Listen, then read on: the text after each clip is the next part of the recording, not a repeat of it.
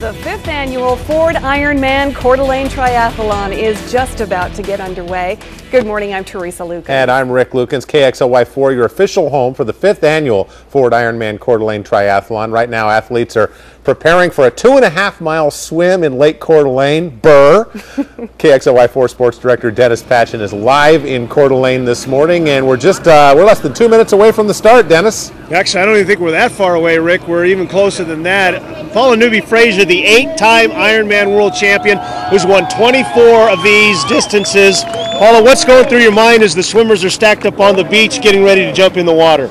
You know, this is the moment. They're wondering, did I do too much, too little? What's going to happen out there? Maybe it wasn't such a great idea. They just want that gun to go off right now so they can get going and put their training to use.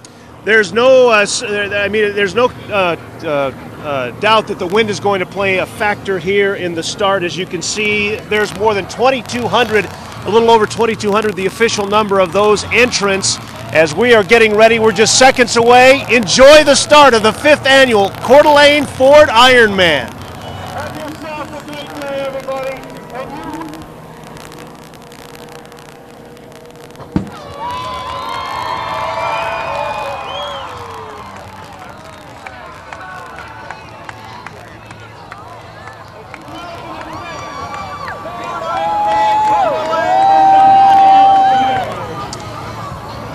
As you can see, more than 2,000 swimmers, certainly the most treacherous conditions, Paula, that we have ever seen here as far as the swim is concerned. You know, this will certainly be the defining characteristic of our event today. You know, so used to having high heat here in Coeur d'Alene, but they've, you know, Mother Nature has thrown us some wind, so that will be the challenge in the swim. And, you know, it certainly is going to be a challenge for these athletes when they get out on the bike as well. Let me ask you, as we see the swimmers in the water taking those first few strokes in those first couple hundred yards, what are you trying to do with so many people bunched so closely in the water together?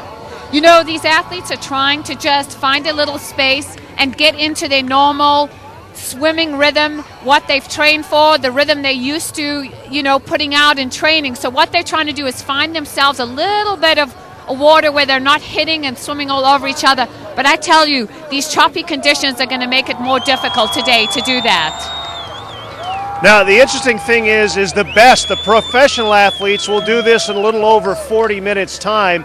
The cutoff time is 2 hours and 20 minutes.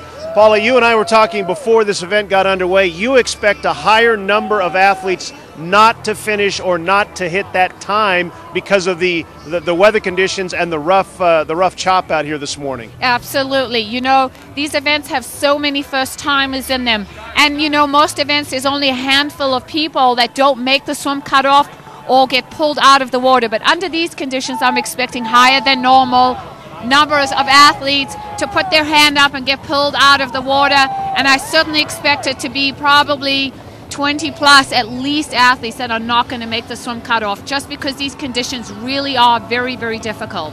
Well, the wind has picked up, the excitement has picked up as well. We'll be back in about 20 minutes. We're going to take a look at the first lap. The leaders should be coming through. Rick and Teresa, they'll make 2 laps here in the 2.4-mile swim, then onto the bike at 112 miles, and then, if that wasn't enough, a marathon to top it all off. What a day here in Coeur d'Alene. Rick, Teresa? It really is something to see. Thank you so much, Dennis.